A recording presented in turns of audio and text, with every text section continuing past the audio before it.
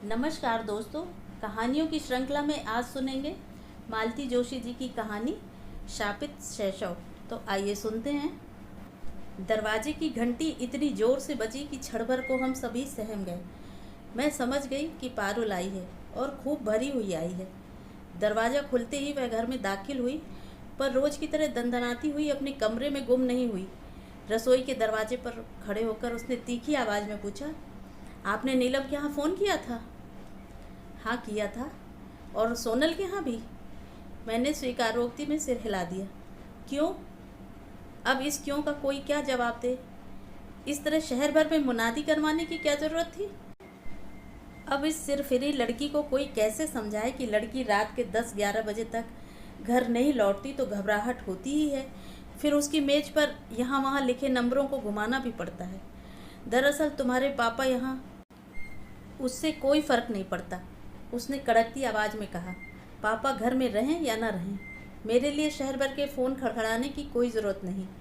You have no right and I hate it. आइंदा ख्याल रखें, उसने निर्णायक स्वर में कहा और पैर पटकती हुई अपने कमरे में गुम हो गई। गुस्से से, अपमान से मेरा पूरा शरीर कांप रहा था, पर मैंने बड़ी मुश्किल से अपने को जब्त किया। मुझे मालूम था कि लक्ष्मी, रामधन बड़ी उत्सुकता से यह सारा प्रसंग देख रहे हैं। उत्तेजना से उनकी आंखें जैसी फटी जा रही हैं। वे शायद रात से ही घात लगाए बैठे थे कि अब कुछ अभूतपूर्व होकर रहेगा। एक तो सौतेली माँ का ठप्पा और दूसरे बिटिया का ऐसा घनघोर अपराध। पर मैंने उन्हें निराश ही किया। मैं तो अपनी कोई भी प्रतिक्रिया व्यक्त करना नहीं चाहती थी, पर एकदम चुप्पी लगा जाना भी शायद मेरे हक में अच्छा न होता। वे लोग इसे मेरी कमजोरी ही समझते। इसलिए बेजारी की मुद्रा बनाकर मैंने कहा, घर में कोई बड़ा बूढ़ा न रहे तो ऐसा ही होता है। बच्चों को न बोलने की तमीज़ आती है और न रहने का ढंग। अरे बड़ी बूढ़ी थी तो उनकी कौन सुनवाई होती? रामधन बोला। अम्मा जी बेचारी खुद ही डरी डरी सी रहती थी। आया ने मार लड़ियाकर मूड पे बिठा लिया था। कुछ कसर थी तो बोर्डिंग में पूरी हो गई। अच्छा चलो, तुम सब्जी छोंको और कुछ नाश्ता पानी चाहिए हो तो पूछ लो। इन बातों का तो कोई अंत ही नहीं, मैंने सभा का समापन करते हुए कहा और अपने कमरे में चली आई। सारा दिन मेरी आंखों के सामने उसका वह तमतमाया चेहरा घूमता रहा। कैसा तो सुंदर रूप पाया है, पर गुस्से में कितना विकृत हो जाता है। इस लड़की से कैसे पार पाया जाएगा? एक सुव्यवस्थित भविष्य के लालच में मैंने यह कैसा अनचाहा बोझ उठा लिया। नहीं, अनचाहा कहना तो गलत होगा। उस समय तो कितनी ललक थी, कितना उत्साह था। पर अब डॉक्टर कुमार ने कोई बात नहीं छिपाई थी, पहले से आगाह कर दिया था। रजनी जी, मेरे घर में आपको कोई कष्ट नहीं होगा, कोई असुविधा नहीं होगी, इसका मुझे विश्वास है। ईश्वर की कृपा से सुख सुविधा का सारा सामान घर में मौजूद है। पर हाँ, घर में मेरी एक बिटिया भी है जो अपने में एक समस्या है। बोलती है तो पत्थर सा मारती है। अब तक तो हॉस्टल में थी, इसलिए आचार व्यवहार का कोई ढंग मैं उसे सिखा नहीं पाया हूँ। हाई स्कूल करने के बाद अब मैं उसे घर ले आया हूँ। सोचा था कल को उसे शादी करके फिर दूर जाना ही है। कुछ दिन तो बाप के पास रहे, कुछ तो मन के तार जुड़े। पर बड़ा मुश्किल लग रहा है। बल्कि अब तो मैं इस चिंता में घुल रहा हूँ कि इस उजड़ को ब्याहेगा कौन। अगर कोई माई का लाल दहेज के लालच में ले भी गया तो 4 दिन बाद ही मेरे दरवाजे पर छोड़ जाएगा। इसीलिए पत्नी की मृत्यु के इतने वर्षों बाद मैंने फिर से शादी करने का फैसला कर लिया है। सोचता हूँ घर में सौतेली ही सही, माँ आएगी तो एक वातावरण बनेगा, कुछ संस्कार जगेंगे। ईमानदारी की बात तो यह है कि यह शादी मैं अपने लिए नहीं, अपनी बेटी के लिए कर रहा हूँ। सच है, डॉक्टर कुमार ने कोई बात नहीं छिपाई थी, लेकिन फिर भी मैं स्थिति की भयावहता की कल्पना नहीं कर पाई थी। बल्कि मैंने तो यह रिश्ता एक चैलेंज के रूप में, एक चुनौती के रूप में स्वीकार किया था। 35 वर्ष की आयु में मुझे 17 साल की लड़की की मां बनने में कोई आपत्ति नहीं थी। अब लगता है उस 17 वर्षीय आफत को देखे बिना ही यह चुनौती स्वीकार करना मूर्खता थी, पागलपन था।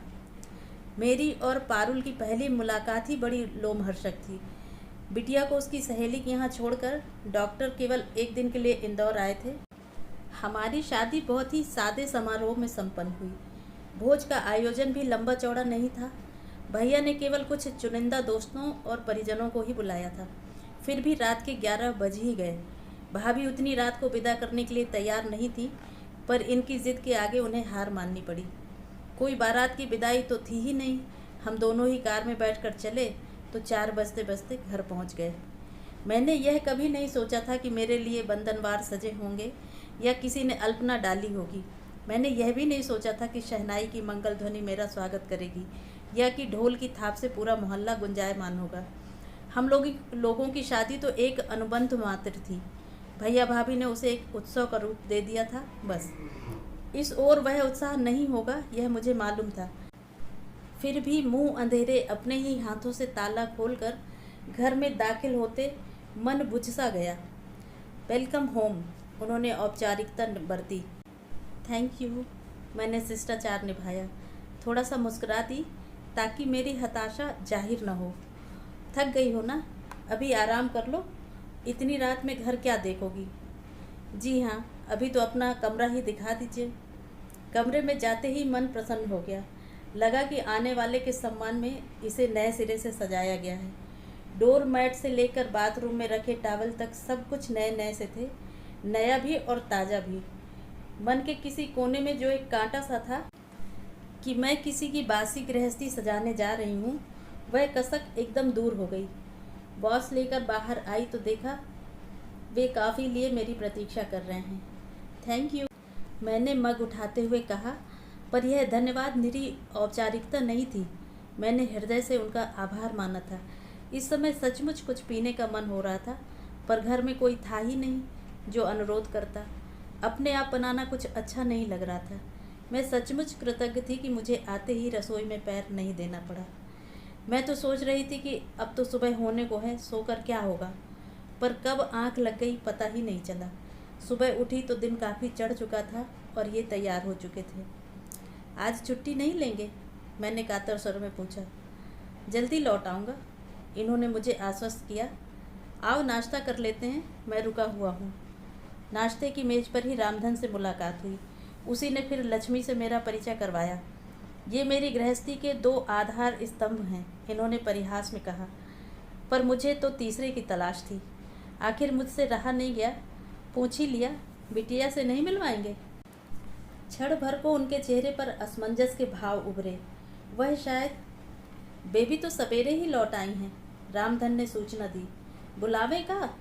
नहीं नहीं, रहने दो, हम ही चले जाएंगे, इन्होंने तुरंत कहा और इतनी फुर्ती से खड़े हो गए मानो पल भर की देर की तो रामधन बिटिया को बुला लाएगा।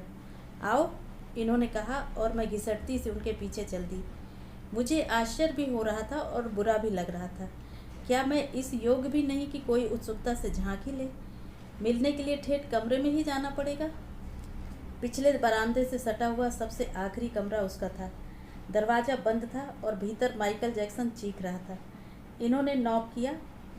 खुला है, अंदर से कर्कश आवाज़ आई। दरवाज़ा ठेलकर हम दोनों भीतर गए। बिस्तर पर औंधी लेटी वह कोई पुस्तक पढ़ रही थी। हमें देखते ही जींस में कसी उसकी टांगों का हवाई नृत्य थम गया। ओ पापा, आप हैं? मैं समझी रामधन होगा। इन्होंने आगे बढ़कर पहले कैसेट बंद किया, फिर गंभीर स्वर में बोले, निक्की, मेरा मतलब है इनसे मिलो, ये तुम्हारी मम्मी हैं। ओह, आई सी। बस इससे ज़्यादा कोई प्रतिक्रिया नहीं की। उसने अपनी पोज तक नहीं बदली। इन्हें भी बुरा लगा, एकदम चीखे, निक्की, यह क्या है? Where are your manners? Do you have any? ढंग से उठकर बात नहीं कर सकती तुम? एकदम उछलकर वह खड़ी हो गई। अपने छोटे छोटे बालों को गर्दन के एक झटके के साथ पीछे फेंकते हुए बोली, आपकी आज्ञा सिरोधार्य है पिताश्री। लीजिए, मैं खड़ी हो गई। अब अगर आप चाहेंगे तो मैं माताश्री की चरण वंदना भी कर सकती हूँ। गुस्से से इनका चेहरा तमतमा उठा। मुझे डर हुआ कि कहीं ये बेटी को एक झापड़ ही न रसीद कर दें। मैंने अपनी दोनों हथेलियों में उनका दाहिना हाथ थाम लिया। सोचा, मेरे स्नेह के उत्ताप से उनकी उत्तेजना कुछ तो कम होगी। चलिए, मैंने मनोहार की और उन्हें इसी तरह थाम कर बाहर ले आई। बाहर आकर देखा, लक्ष्मी और रामधन दोनों कमरे की ओर कान लगाए बैठे हुए हैं। उन्हें जरूर निराशा हुई होगी। एक बात का यकीन जरूर आ गया कि इस घर में अगर कभी कोई नाटक हुआ तो दर्शकों का अभाव नहीं रहेगा। अपने कमरे की सुरक्षित 4 दीवारी में आकर मैंने खुलकर सांस ली।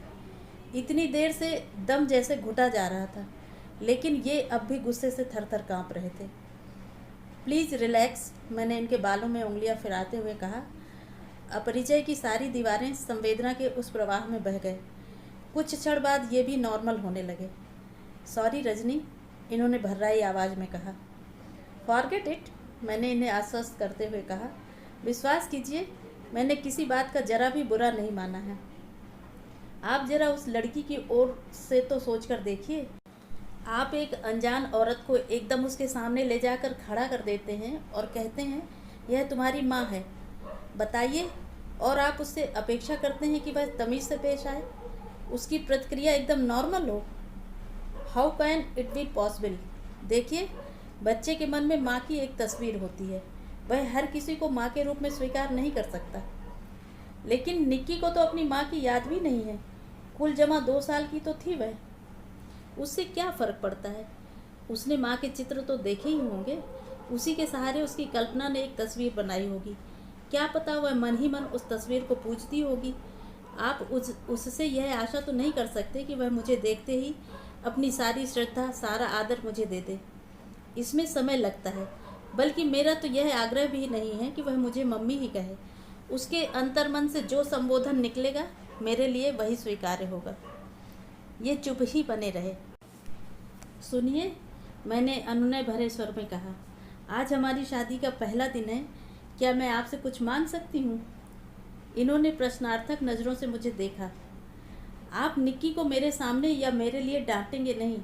वह मेरे साथ कैसे भी पेश आए, आप कुछ नहीं कहेंगे। यह मेरी लड़ाई है, इसे मैं अकेले ही लड़ना चाहती हूँ। आप बीच में पड़ेंगे तो मैं यह बाजी निश्चित ही हार जाऊँगी।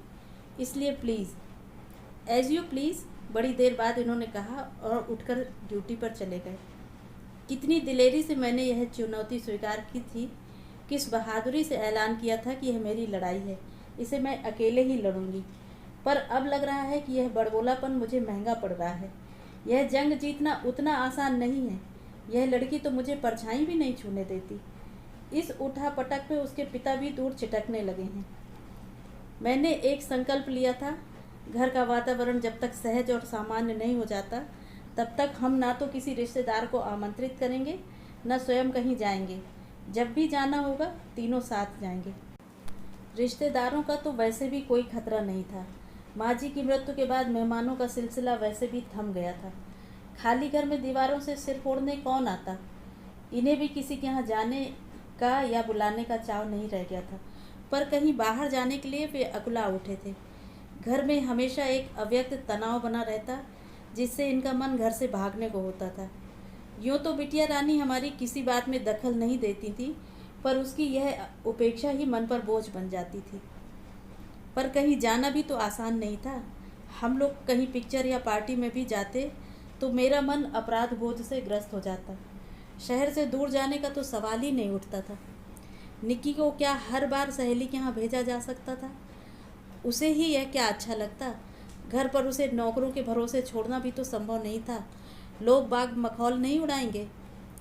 तुम हर बार उसकी बात बीच में क्यों ले आती हो? ये झल्लाते। लेकिन उसे एकदम नज़रअंदाज भी तो नहीं किया जा सकता। मैं समझाती। आखिर एक दिन मैंने कह ही डाला, आप ही ने तो कहा था कि यह शादी आप सिर्फ बिटिया के लिए कर रहे हैं। हाँ कहा था। ये चीखे। तो क्या इसी की सज़ा दे रही हो मुझे? और फिर 2 दिन तक बच्चों की तरह मुंह फुलाए घूमते रहे। इन्हें इस तरह नाराज़ करके जिसे मनाने का मैं प्रयत्न कर रही थी, वह मुझे जरा भी लिफ्ट नहीं दे रही थी। मेरा हर प्रयास वह विफल कर रही थी। गृह प्रवेश के दूसरे दिन तड़के मेरी आँख खुल गई। श्रीमान जी गहरी नींद में सो रहे थे। सोचा अपने लिए फर्स्ट क्लास चाय बना ली जाए। कल का पूरा दिन मानसिक ऊहापोह में और औपचारिकताओं में बीत गया। एक बार भी चाय का मज़ा नहीं आया। रसोई में जाते हुए देखा निक्की के कमरे की लाइट जल रही है। सोचा दोस्ती के लिए अच्छा मौका है। उसके पिताजी भी साथ में नहीं हैं। मैंने फटाफट 2 कप चाय बनाई और दरवाजे पर हल्के से नॉक किया। निक्की। दरवाज़ा इस तेज़ी के साथ खुला कि मैं सहम कर 2 कदम पीछे ही हट गई। फिर संभलते हुए मैंने कहा, मैंने तुम्हें डिस्टर्ब तो नहीं किया ना? तुम्हारे कमरे में रोशनी देखी तो सोचा कि सुबह की चाय निक्की के साथ ही पी जाए। मेरा नाम पारुल है। पापा श्री ने शायद आपको बताया नहीं? Oh sorry. अपमान के उस घूंट को किसी तरह पीते हुए मैंने कहा, अच्छा बताओ नाश्ते में क्या लोगी? आज तुम्हारी पसंद का ही नाश्ता बनाते हैं। मेरी चिंता रहने दें, उसने कप हाथ में लेते हुए कहा। मेरा नाश्ता रामधन बना देगा। आप तो जिनकी सेवा के लिए आई हैं उन्हीं का ख्याल रखें, मेहरबानी होगी। मन हुआ कह दूं, पगली, मैं तो तेरे लिए ही इस घर में आई हूँ। तेरे पापा मुझे तेरे लिए ही ब्याह कर लाए हैं। पर वह जिस तरह काट खाने को दौड़ रही थी, वहाँ ऐसी कोमल अनुभूतियों के लिए गुंजाइश ही कहाँ थी। इसके बाद मैंने उसे जब भी पुकारा या जब भी उसका उल्लेख किया, पारुल कहकर ही किया। इन्होंने एक दो बार कहा भी, अरे मैं तो भूल ही चला था कि इसका नाम पारुल है। इसीलिए तो मैंने ठान लिया है कि उसका असली नाम ही चलाऊंगी। इतना प्यारा नाम है और आपकी देखा देखी सब उसे निक्की कहे चले जाते हैं। कोई बच्ची है अब वो। चाय वाले प्रसंग की कड़वाहट भूलने में मुझे 2-4 दिन लगे। उसके बाद मैंने फिर कमर कस ली। उसकी अनुपस्थिति में एक दिन मैंने उसके कमरे का मुआयना किया। वह ठीक वैसा ही था जैसा मैंने सोचा था। उसे तरतीब देने की कोशिश में मेरे पूरे 3 घंटे खर्च हुए। मैंने पहले तो उसका बिस्तर ठीक किया, पलंग की चादर बदली, फिर खिड़कियों के पर्दे बदले, यहाँ वहाँ बिखरे कपड़ों को समेटा, धुले अनधुले कपड़ों को अलग किया, मेज पर फैली किताब कॉपियों को करीने से जमाया, ड्रेसिंग टेबल का शीशा साफ किया, शीशियों के ढक्कन ऐसा स्थान रखे, स्टूल पर कैसेट्स के ढेर को स्टैंड में फिट किया, बाथरूम में नई साबुनदानियाँ रखी, गीले तौलिए सूखने के लिए फैलाए। इतना सब करने के बाद लक्ष्मी को झाड़ू लगाने की आज्ञा देकर मैं अपने कमरे में आकर लेट गई। थक तो गई थी मैं, पर मन प्रसन्न था। सोचा पारुल भी देखेगी तो उसका जी खुश हो जाएगा। मुंह से चाहे कुछ ना कहे, मन ही मन इसका एहसास तो होगा कि माँ भी कोई चीज़ होती है। ठीक 4 बजे उसकी लूना गेट के अंदर दाखिल हुई और मैं उठकर बैठ गई। पता नहीं किस अव्यक्त अनुभूति से मेरा हृदय धड़कने लगा। रोज की तरह वह सीधे अपने कमरे में गई और दूसरे ही क्षण वह मेरे सामने थी। धन्यवाद, उसने कहा, पर उसकी आंखें और उसका स्वर उस धन्यवाद का समर्थन नहीं कर रहे थे। आपने मेरे कबाड़ खाने को कमरे की शक्ल देने की कोशिश की, इसके लिए आभारी हूँ, पर भविष्य में यह कृपा दृष्टि न कीजिएगा, मुझे अच्छा नहीं लगता। और वह उल्टे पांव कमरे में लौट गई। क्षोभ और अपमान से सुलगती हुई मैं पता नहीं कब तक वहीं बैठी रही। अपमान की यह आवृत्ति तो पता नहीं कितनी बार हो चुकी है। उस दिन घर में कथा थी। रामधन का ही आग्रह था कि शादी के उपलक्ष्य में और कुछ नहीं तो एक कथा ही हो जाए। उसने खुद बोल रखा था कि साहब का घर बस जाएगा तो कथा करवाऊंगा। उसके संकल्प का मान तो रखना ही था। बड़े उत्साह से मैंने सारी तैयारी की। इस घर में हालांकि कोई वातावरण नहीं था, पर माँ के यहाँ तो नित्य पूजा पाठ की परंपरा थी। सुबह शाम ठाकुर जी की आरती होती थी। धूप अगरबत्ती की महक से सारा घर सुवासित हो जाता था। मंत्रोच्चार से एक मंगलमय पवित्र वातावरण की सृष्टि होती थी। अपने उस परिवेश को उस दिन के लिए मैंने इस घर में भी जीवित कर लिया। बड़े मनोयोग से पूजा स्थल को सजाया, संवारा, सुंदर अल्पना से अलंकृत किया। माँ जी की अलमारी से पूजा के सारे उपकरण निकालकर उन्हें चमकाया। बड़े उत्साह से प्रसाद बनाया। विधि विधान से पूजा हुई, कथा बाँची गई और जब आरती का समय आया, पता नहीं क्यों मुझे दुर्बुद्धि हुई और मैंने लक्ष्मी से कहा, बिटिया को आवाज़ दे दो, आरती हो रही है। बिटिया रानी कमरे में अवतीर्ण हुई, जीन्स और लूजर, उसकी रोज की पोशाक। पर पता नहीं क्यों पंडित जी के सामने जरा संकोच हो आया और जब आरती लेने का समय आया तो मुझसे नहीं रहा गया। बेटे, जूते पहनकर आरती नहीं लेते। बस वह एकदम पलटकर चली गई। ना आरती ली, न प्रसाद लिया। मन एकदम खराब हो गया। मेरे ही अनुरोध पर इन्होंने अपने 1-2 मित्रों को सपरिवार खाने पर बुला लिया था। सोचा था जरा उत्सव का वातावरण हो जाएगा, पर उल्टे मातमी सन्नाटा सा छाया रहा। अजीब सा आलम था। मैं उस घर पर अपना पूरा स्नेह उड़ेल देने को बेचैन थी। अपनी ममता का आंचल फैलाए बैठी थी, लेकिन वह 16-17 साल की लड़की को गोद में लेकर दुलराया तो नहीं जा सकता। उससे तो दोस्ती ही की जा सकती है। पर जब जब मैंने दोस्ती का हाथ बढ़ाया, उसने निर्ममता से झटक दिया। जब जब प्यार से उसे कुछ समझाना चाहा, बिच्छू सा डंक मारकर उसने मुझे आहत कर दिया। और कल रात तो हद ही हो गई। महारानी सुबह 8 बजे जो कॉलेज गई तो रात तक लौटी ही नहीं। ये सेमिनार के लिए दिल्ली गए हुए थे। मेरी तो चिंता से जान सूख गई। रामधन से कहा कि पास पड़ोस में कोई सहेली रहती हो तो पता कर लो, पर उसने साफ मना कर दिया। बोला बेबी गुस्साती हैं। उसने तो फ़ोन करने से भी मना किया था, पर मेरा मन नहीं माना और मैंने मेज़ पर यहाँ वहाँ लिखे नंबरों को घुमा दिया। 2 जगह तो कुछ पता नहीं चला, पर तीसरी ने बताया कि शायद मैच खेलने गई हैं। आप इस नंबर पर पता कर लें। नीलम के यहाँ उसकी मम्मी मिली। उन्होंने बताया कि लड़कियां खेलने गई हैं, लौटने में देर हो सकती है। चिंता की कोई बात नहीं है, उनका कोच साथ में है। अगर बहुत रात को लौटेंगी तो पारुल को वो अपने यहाँ सुला लेंगी। मैंने उन्हें धन्यवाद देकर फ़ोन रख दिया। संकोच के मारे यह नहीं पूछा कि क्या खेलने गई है और कहाँ गई है।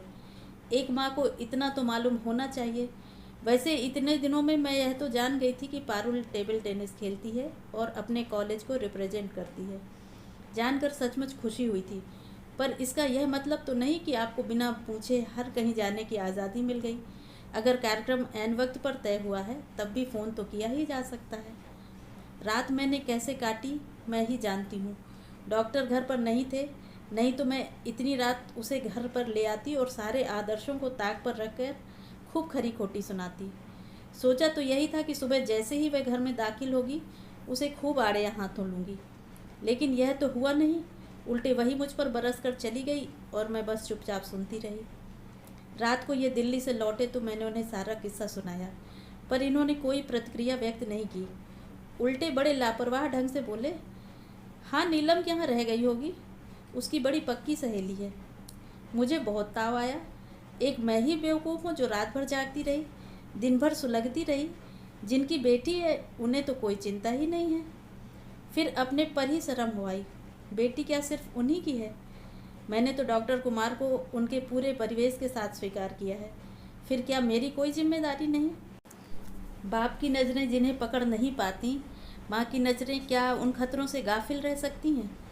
सुबह फिर मैंने एक निश्चय कर ही लिया था। पतिदेव को रोज़ की तरह चाय नाश्ता देकर हॉस्पिटल भेज देने के बाद मैं फुर्सत में थी। पारुल कॉलेज के लिए तैयार हो रही थी। लक्ष्मी अभी आई नहीं थी। रामधन रसोई में अंडा फेंट रहा था। मैंने एक लंबी लिस्ट और पैसे पकड़ाते हुए उससे कहा, काका जरा बाजार का चक्कर लगाना होगा, तुम्हारे साहब लंबी चौड़ी फरमाइश कर गए हैं। अरे उनको फरमाश का मौका तो अब लगा है, अब तक तो जो कच्ची पक्की बन गई सो खा लेते थे। वही तो सोचती हूँ कुछ तो उनकी पसंद का बना लूँ, आप झटपट सामान ला दो। अबे हाल जात हैं, बिटिया का नाश्ता बना दें?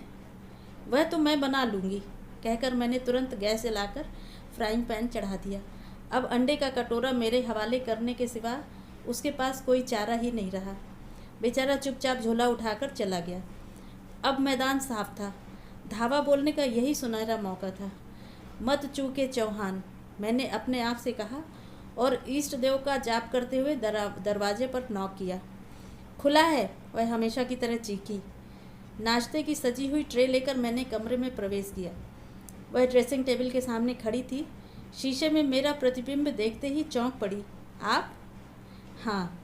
नाश्ते की ट्रे छोटी टेबल पर रखते हुए मैंने सहज भाव से कहा, रामधन जरा ज़रूरी काम से बाजार गया है, मैंने ऑमलेट बनाने की कोशिश की है, देखना जरा ठीक से तो बना है ना। वह तुनक कर बोली, आपने क्यों तकलीफ़ की? मैंने आपसे 1000 बार कहा है कि। मुझे याद है, मैंने उसे टोकते हुए कहा, पर वो क्या है बिटिया रानी कि तुम्हारी बदकिस्मती से तुम्हारे पापा मुझे ब्याह कर लाए हैं। इस रिश्ते से अब घर के हर कमरे पर मेरा हक हो जाता है और घर के हर सदस्य की भूख प्यास देखना मेरा फ़र्ज बन जाता है। वह चकित थी। मुझे आतंकित करने का उसका प्रयास व्यर्थ हो गया था। खींचकर बोली, आखिर आप कहना क्या चाहती हैं? बताती हूँ, मैंने इत्मीनान से पलंग पर बैठते हुए कहा, क्योंकि जो बात मैं कहने के लिए आई हूँ उसे कहे बिना तो मैं यहाँ से जाऊँगी नहीं। मुझे मालूम है कि तुम्हें मेरा कमरे में आना जरा भी अच्छा नहीं लगता, इसलिए भलाई इसी में है कि तुम मुझे शांति से सुन लो, ताकि तुम्हें भी जल्दी छुटकारा मिले और मैं भी अपना काम देखूं। क्षोभ, आश्चर्य और हताशा के मिले जुले भाव चेहरे पर लिए वह सामने वाली कुर्सी पर धम्म से बैठ गई। बोलिए, यह हुई ना बात? तो अब सुनो।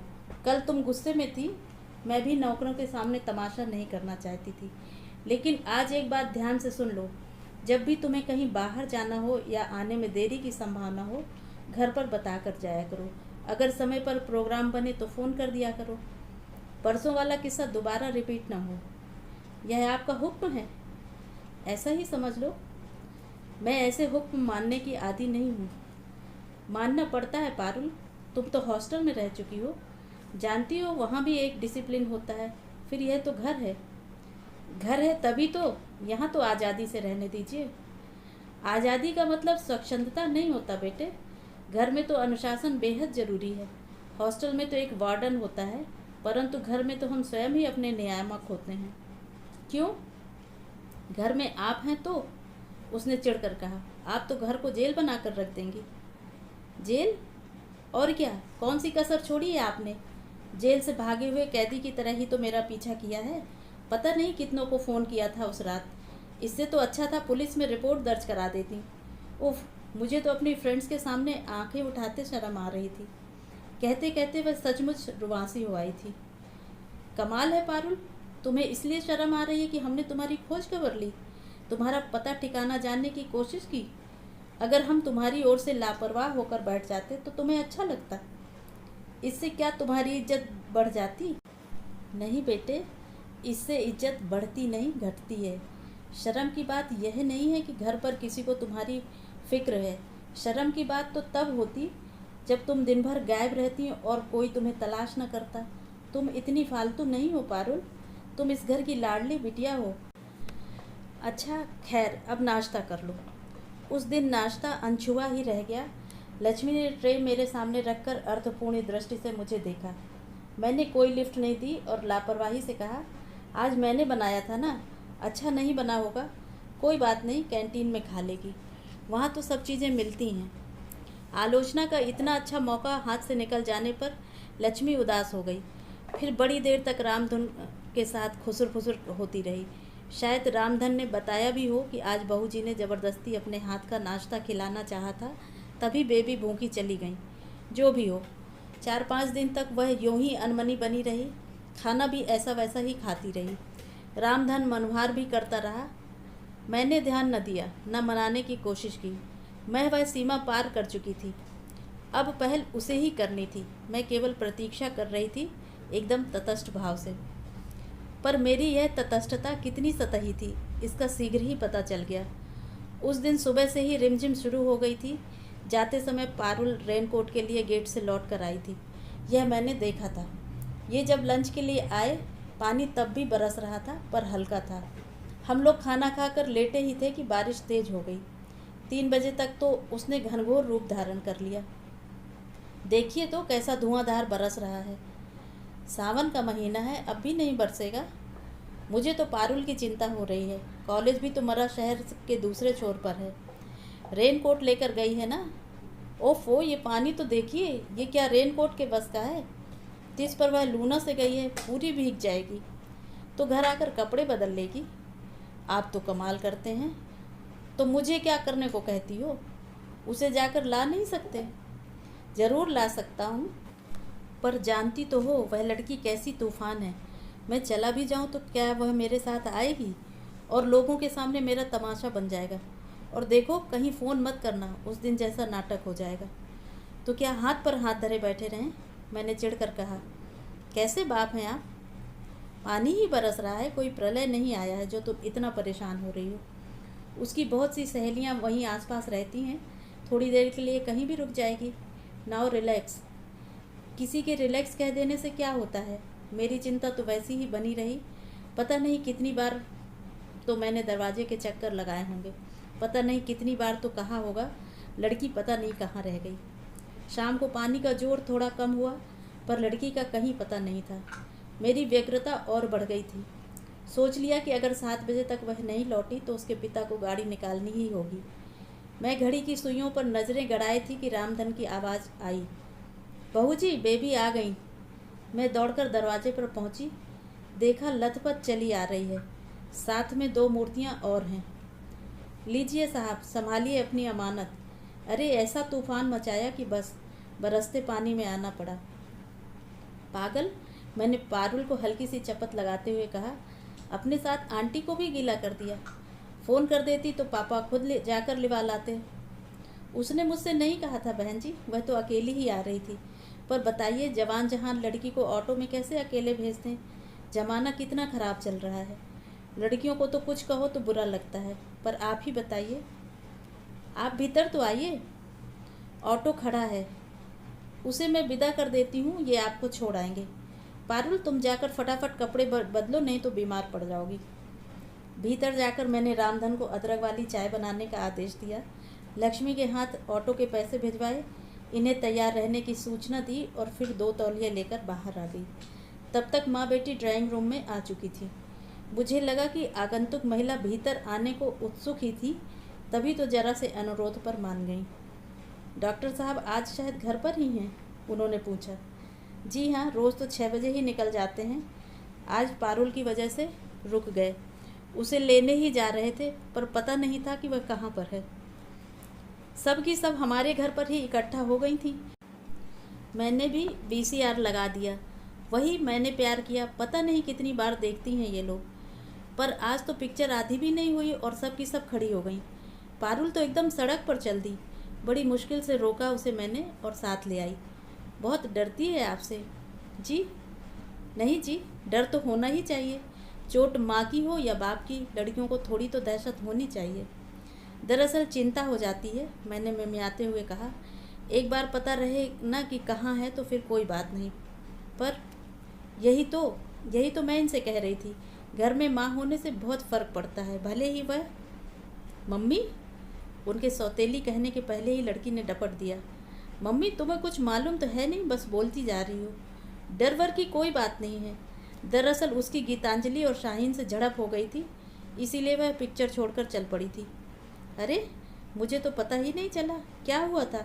मम्मी की आंखें उत्सुकता से फैल गईं। बिटिया ने हताश होकर मेरी ओर देखा, फिर संक्षेप में बताया। अरे वो गीता और शाहीन है ना, बहुत नाटक करती हैं। खुद ही पिक्चर लगाने को कहा और खुद ही बीच में उठकर खड़ी हो गई। बोली कि देर हो रही है, घर जाएंगी। पारुल ने कहा कि ऐसी भी क्या जल्दी है, थोड़ी देर बाद चलते हैं, घर तो सभी को जाना है। तो दोनों क्या कहती हैं? तुम्हारी बात अलग है, तुम तो फ्री बर्ड हो, घर पर कोई कहने सुनने वाला नहीं है। लेकिन हमारी अम्मा लोग तो हमारी जान ही ले लेंगी। बस पारुल को ताव आ गया। अच्छा हुआ कि उसी समय चाय आ गई और मैं प्रस्तुत घटना पर टिप्पणी करने से बच गई। चाय पीते ही बिटिया उठ खड़ी हुई। मजबूरन माँ को भी उठना पड़ा। मैंने इन्हें आवाज़ दी। तब तक पारुल भी कपड़े बदल कर आ गई थी। पानी अभी थमा नहीं था, इसलिए हम दोनों ने मेहमानों को दरवाजे से ही विदा किया। गाड़ी गेट से बाहर निकल गई, तब हम लोग भीतर आए। देखा पारुल के बालों से अब भी पानी टपक रहा था। मन हुआ उसके कंधे पर पड़ा टॉवल खींचकर उसका सिर अच्छे से पोंछ दूं, पर हिम्मत ही न पड़ी। मुझे खुद विश्वास नहीं हो रहा था कि अभी थोड़ी देर पहले मैंने ही हल्की सी चपत लगाई थी। शायद वह मेरी अतिशय व्यग्रता का परिणाम था। बाल ठीक से सुखा लो पारुल, नहीं तो जुकाम हो जाएगा। अपना ड्रायर भिजवा दूं क्या? वह सिर्फ मुझे देखती रही। अच्छा, पहले गर्मा गर्म चाय तो पी लो, काकर ने अदरक डालकर बढ़िया चाय बनाई है। चाय मैं कमरे में पी लूँगी, उसने मेरे हाथ से कप लेते हुए कहा। फिर जाते हुए दरवाजे पर ठिठक कर बोली, थैंक यू मम्मी। मैं खुश थी और चकित भी। रात को इच्छा हुई कि यह सुसंवाद इन्हें भी सुना दूं, पर अपने को रोक लिया। क्या पता यह उपलब्धि क्षणिक ही हो। हम खुद समझ नहीं पाते, पर हमारे अवचेतन में एक अदृश्य कंप्यूटर लगा होता है जो अपने आसपास की आवाज़ों को नोट करता रहता है। उसमें जरा भी व्यतिक्रम हो जाए तो मन चौंक उठता है। उस दिन ऐसा ही हुआ। सुबह 10 बजे लूना की चिर परिचित आवाज़ कानों में नहीं पड़ी तो मन बेचैन हो उठा। फिर सोचा, मैं भी कैसी बेवकूफ़ हूँ, लूना तो कल घर आई ही नहीं। किचन में जाकर रामधन से कहा, काका बेबी तैयार हो जाए तो ऑटो ले आना, लूना घर पर नहीं है। बेबी तो शायद कॉलेज नहीं जा रही। क्यों, तबीयत खराब है क्या पता, पड़ी तो हैं। नाश्ता किया था? हाँ, थोड़ा मोड़ा। मैं पलटकर उसके कमरे की ओर चल दी, पर रास्ते में ही ठिठक गई। मेरा कमरे में जाना उसे पसंद आएगा? झिड़क तो न देगी, पर अब बीच रास्ते में से लौटूंगी तो नौकरों के उपहास का पात्र बनूंगी। पारुल, मैंने नॉक नहीं किया, जी कड़ा करके सीधे कमरे में ही दाखिल हो गई। तुम्हारी तबीयत तो ठीक है ना? आज कॉलेज नहीं गई ना, इसी से पूछा। मैंने अपनी अनाधिकार चेष्टा की सफाई देते हुए कहा। मुझे लगा कि अब वह कहेगी, नहीं गई तो आपसे मतलब, पर वैसा नहीं हुआ। क्षीण स्वर में बोली, यूं ही नहीं गई, सिर जरा भारी लग रहा था ना, सोचा आज छुट्टी ही सही। सिर तो भारी होगा ही, कल कितना भीग गई थी तुम, रात को याद ही नहीं रहा। पापा से एक आध गोली ले लेती तो ठीक रहता। वैसे गोली लेने से भी कोई फ़र्क नहीं पड़ता, जुकाम तो अपनी मियाद पूरी करके ही पिंड छोड़ता है। हाँ, दवाई लेने से थोड़ा रिलीफ ज़रूर हो जाता है। मुझे पता ही नहीं चला कि बात कहते हुए मैं कब उसके पास पहुंचकर उसके सिर पर हाथ फेरने लगी थी। जब होश आया तो देखा मेरा वह स्पर्श उससे सहा नहीं जा रहा था। उसके होंठ कांप रहे हैं और उसने दोनों हथेलियों से आंखें ढांप रखी हैं। बीमारी की दशा में किसी का स्नेहिल स्पर्श क्या कयामत ढाता है, यह मुझे मालूम है। वह दिलेर लड़की मेरे सामने रोएगी नहीं, यह भी मैं जानती थी। इसीलिए मैंने कहा, काका ने बताया कि तुमने ठीक से नाश्ता भी नहीं किया। देखो, मैं अभी फर्स्ट क्लास तुम्हारे लिए कॉफ़ी बनाकर लाती हूँ, पीते ही तुम्हारी सुस्ती उड़न छू हो जाएगी। मैंने जानबूझकर किचन में काफ़ी देर लगा दी। उसका सुबह का नाश्ता एक तरफ से अनछुआ ही पड़ा था। मैंने साबूदाने के पापड़ और आलू के चिप्स तले, थोड़े से मखाने भी घी में भूने और फिर कॉफ़ी के साथ सारा सरंजाम लेकर उसके कमरे में गई तो बिस्तर खाली था। मेरा अंदाज़ा सही था। जब वह बाथरूम से निकली तो उसका चेहरा और आँखें दोनों धुले धुले से थे। थैंक यू मम्मी, उसने कप हाथ में लेते हुए कहा। मन हुआ कि उससे कहूँ, माँ को यूँ बार बार धन्यवाद नहीं देते, पर अपने को रोक लिया। मम्मी कह देने से ही कोई माँ नहीं हो जाती। जिस दिन वह मन से मुझे माँ कहकर स्वीकार करेगी, औपचारिकता की यह दीवार अपने आप टूट जाएगी। रामधन काका गाड़ी चला लेते हैं ना? हाँ, क्यों? तुम एक चिट्ठी लिख कर दे दो तो वे गाड़ी उठा लाएंगे। वैसे नीलम की मम्मी उन्हें पहचानती तो होंगी ना? लेकिन नीलम के यहाँ क्यों जाएंगे? गाड़ी तो छाया के यहाँ है। तो कल जो आई थी वह छाया थी? और क्या, उसी का घर तो कॉलेज के पास पड़ता है, इसीलिए तो गाड़ी वहाँ रख देती हूँ। वह तो बेचारी बहुत अच्छी है, पर उसकी mummy, she is such a bore. और उन्हें आपने नीलम की मम्मी समझ लिया। ओह नो, नीलम सुनेगी तो सिर पीट लेगी। तुम्हारे पापा भी सिर पीट रहे थे, कह रहे थे कि कहाँ फंसा दिया मुझे। पूरे रास्ते वो एक मिनट को भी चुप नहीं हुई। बेचारे, उनकी तो औरतों की बकझक सुनने की आदत भी छूट गई है। उनके लिए तो अच्छा खासा ओवरडोज हो गया होगा। बात जरा सी थी, पर हम दोनों हंसी से लोटपोट हो गई। मेरे तो गले में फंदा ही पड़ गया। इस घर में आने के बाद पहली बार मैं इतना खुलकर हंसी थी। पारुल को भी मैंने पहली बार हंसते हुए देखा था। लगा यह हंसी हमारी छाती में पता नहीं कब से जमी हुई थी। गलती मेरी ही थी। हंसी का दौर थमते ही उसने कहा, मुझे ठीक से इंट्रोड्यूस करवाना था, पर मेरा मूड उस समय इतना ऑफ हो रहा था। हाँ, नीलम ने, मेरा मतलब है छाया ने बताया था। वह चुप रही, पर उसकी मम्मी क्या समझी पता है? उन्हें लगा कि तुम मेरे डर से जल्दी घर भाग रही हो। ओह गॉड, सी इज़ इम्पॉसिबल। मैं एकदम गंभीर हो आई। सोचा जो बात मन में इतने दिनों से घुमड़ रही है उसे कह डालने का यही मौका है। हम दोनों के बीच ऐसे तरल क्षण पता नहीं फिर कब आए कि ना आए। पारुल, एक बात कहूँ? मेरे संजीदा अंदाज पर वह चौंक पड़ी। बहुत दिनों से तुमसे यह बात कहना चाह रही थी पारुल, कि मुझ में और जो भी दुर्गुण हो, मैं डरने की चीज़ नहीं हूँ। मुझसे तुम्हें कभी कोई खतरा नहीं है। आप छाया की मम्मी को इतना सीरियसली लेने लगेंगी तो हो चुका। तुम गलत समझ रही हो। छाया की मम्मी ने तो बस इतना किया है कि मुझे अपनी बात कहने का मौका दिया है। तुम यह डर अपने मन से एकदम निकाल दो पारुल, कि मैं तुम्हारी किसी चीज़ में हिस्सा बटाने आई हूँ। जायदाद का मुझे लोभ नहीं है। मुझे तो एक घर, एक जीवन साथी की तलाश थी, वह मुझे मिल गया। साथ ही एक प्यारी सी बिटिया भी मिल गई। अब मुझे कुछ नहीं चाहिए। इत्मीनान रखो, मैं तुमसे तुम्हारे पापा का प्यार भी नहीं छीनूंगी, बल्कि मैं तो अपने हिस्से का प्यार भी तुम्हें देना चाहती हूँ। वह कुछ देर तक एकटक मुझे देखती रही, फिर धीरे से बोली, जायदाद की बातें तो मैं समझती नहीं। जहाँ तक पापा के प्यार का सवाल है, आप सारा का सारा ले सकती हैं, उसमें मेरा हिस्सा कभी नहीं रहा। मैं तो स्तब्ध रह गई।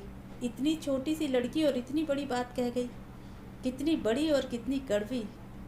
बेटे, मैंने उसे सहलाते हुए कहा, प्यार जताना भी एक कला है जो सबको नहीं आती। खासकर पुरुष तो इस मामले में बहुत ही इंट्रोवर्ट होते हैं। अपने प्यार का प्रदर्शन करना उनके लिए बहुत कठिन होता है। क्या इसीलिए उनके प्यार पर शक करना चाहिए? अगर वे गुस्सा जता सकते हैं तो प्यार जताने में परहेज क्यों करते हैं? प्लीज़ मम्मी, आप उनकी वकालत मत कीजिए। उन्हें मैं आपसे बहुत पहले से जानती हूँ, उन्हें भी और उनके सब चहेतों को भी। इस घर में मुझे जितना प्यार, जितनी नफ़रत मिली है, सब मेरे मन में दर्ज है। वक्त आने पर मैं सबका हिसाब बराबर करूँगी। आवेश से तमतमाया उसका चेहरा देखकर मुझे दहशत सी होने लगी।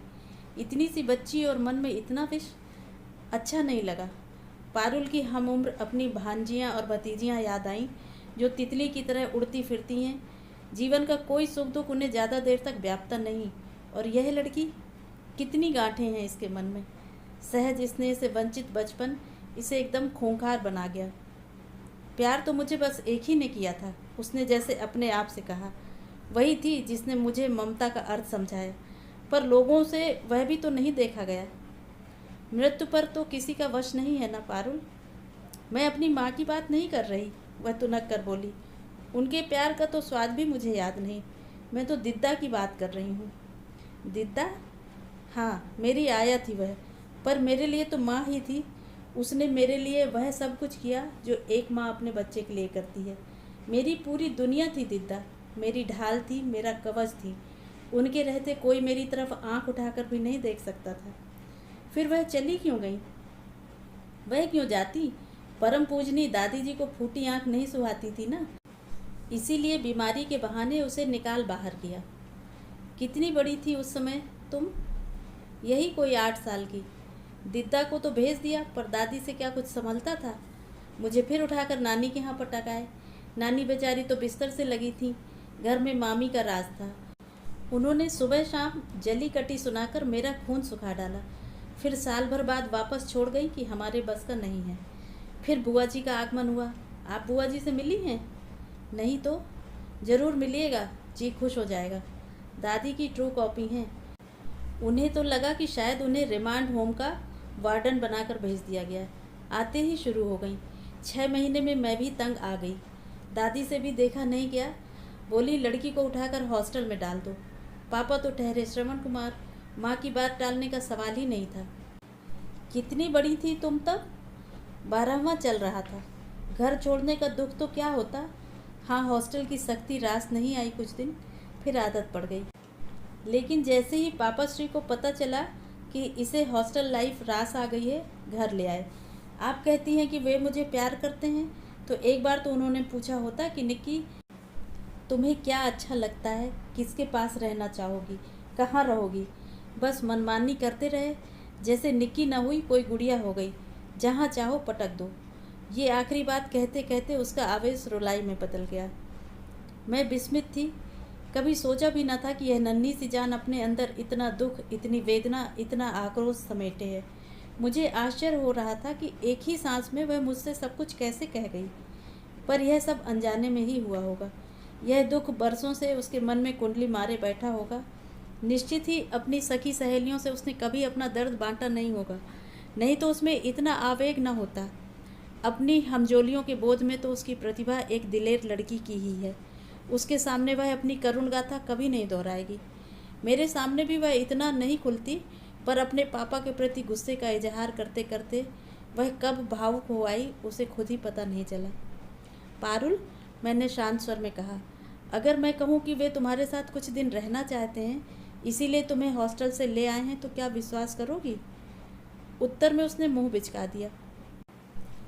सुनिए, वो दिद्दा के बारे में आप कुछ बता सकेंगे?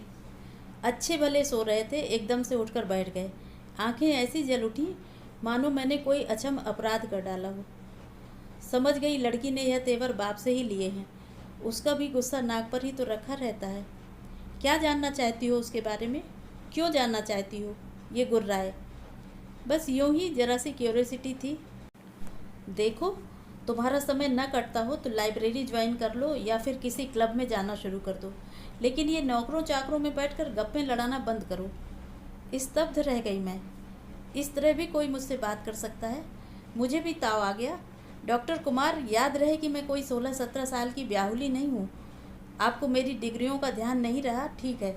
मेरी सीनियर लेक्चररशिप को आपने नज़रअंदाज कर दिया, ठीक है, पर मेरी उम्र का तो लिहाज कीजिए। क्या इस उम्र में भी मुझे दूसरों से रहन सहन के तौर तरीके सीखने होंगे, अदब कायदे जानने होंगे? वे जैसे ज़मीन पर आ गिरे। सॉरी डार्लिंग, बेवजह ऑफ हो गया था, उन्होंने अपराध भाव से कहा। बाद में उन्होंने मुझे कुरेदने की बहुत कोशिश की, पर मैं चुप बनी रही। एक बात उसी समय तय हो गई थी, पारुल की आया के बारे में अगर कुछ जानना भी है तो मैं इनसे नहीं पूछूंगी, क्योंकि मैं जानती थी कि ये बेवजह ऑफ नहीं हुए थे। हमारी उस छोटी सी अंतरंग बातचीत के बाद पारुल में एक सुखद परिवर्तन आ गया। ज़बरदस्ती ओढ़े अकेलेपन से वह जैसे एकाएक घबरा उठी।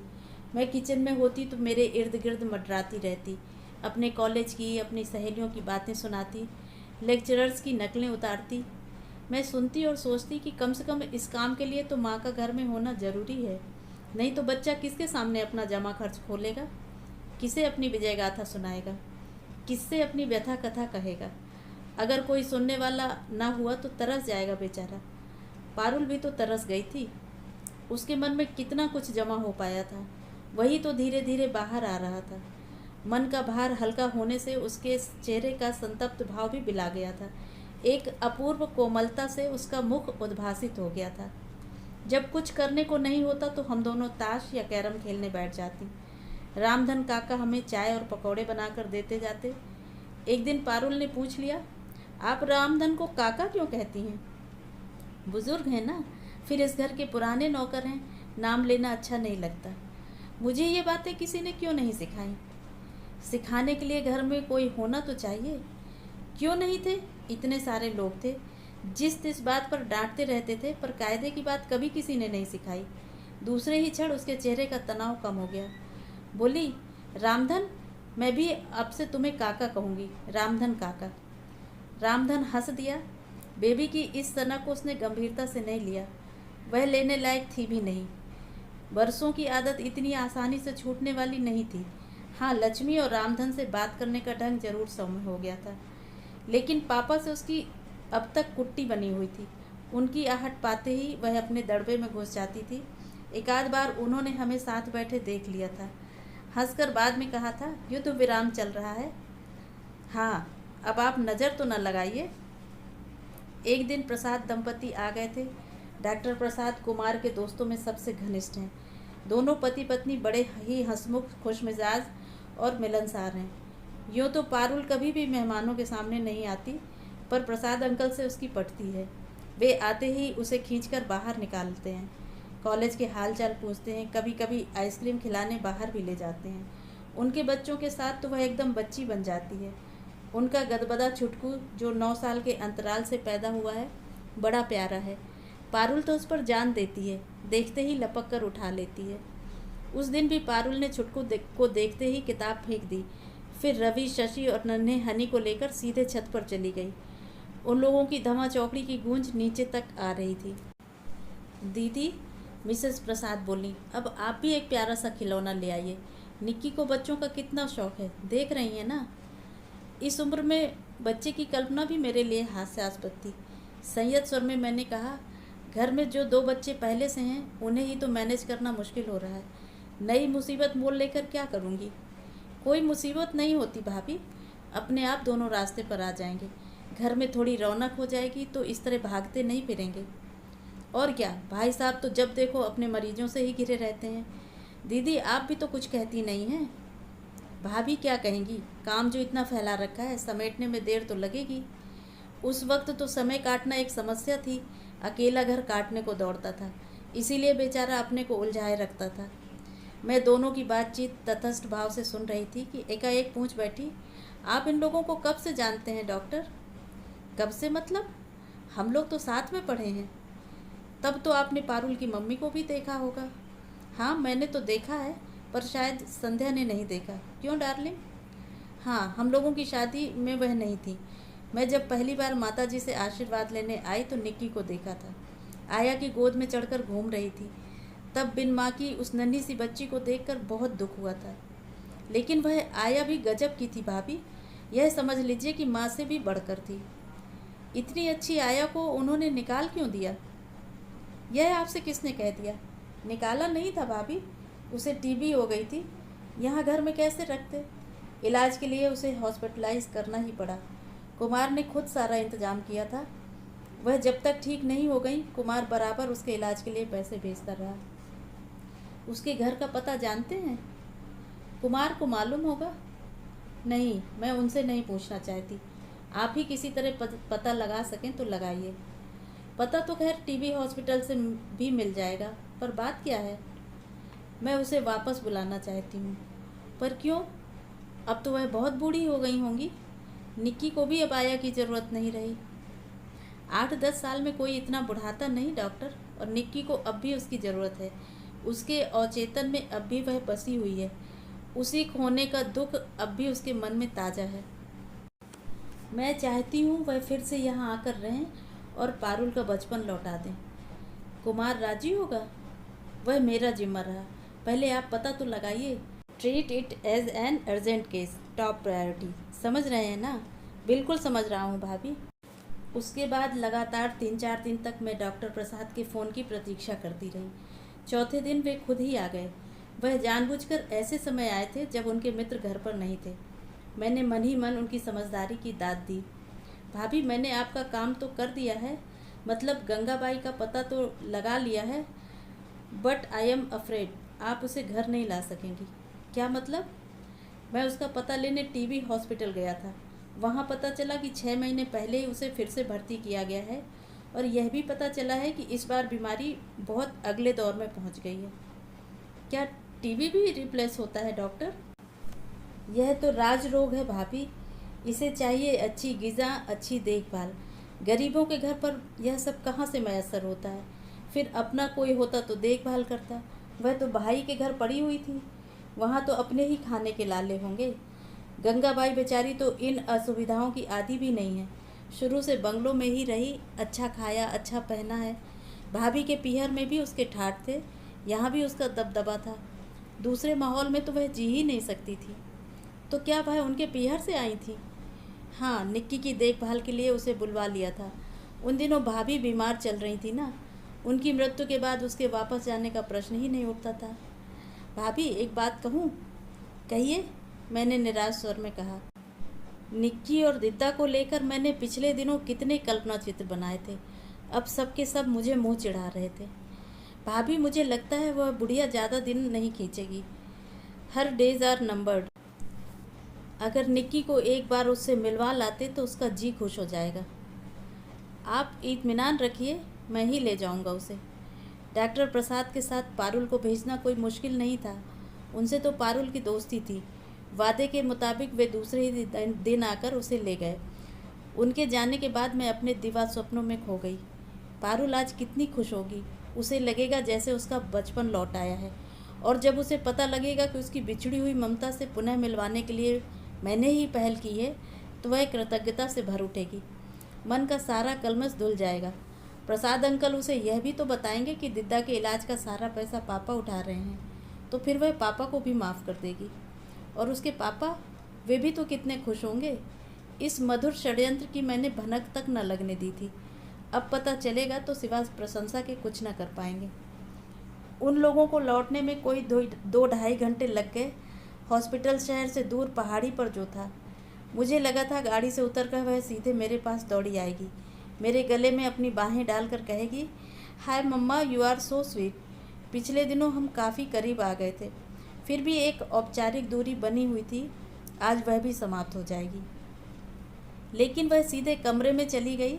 शायद अपना भावावेश मुझसे छिपाना चाहती हो। डॉक्टर प्रसाद जरूर थोड़ी देर को मेरे पास बैठे। बोले, बहुत खुश हुई बुढ़िया, बार बार बलाएं ले रही थी, माथा चूम रही थी, आपको और मुझे भी आशीष दे रही थी। लेकिन भाभी, उनकी हालत कुछ ठीक नहीं है। She may collapse any time.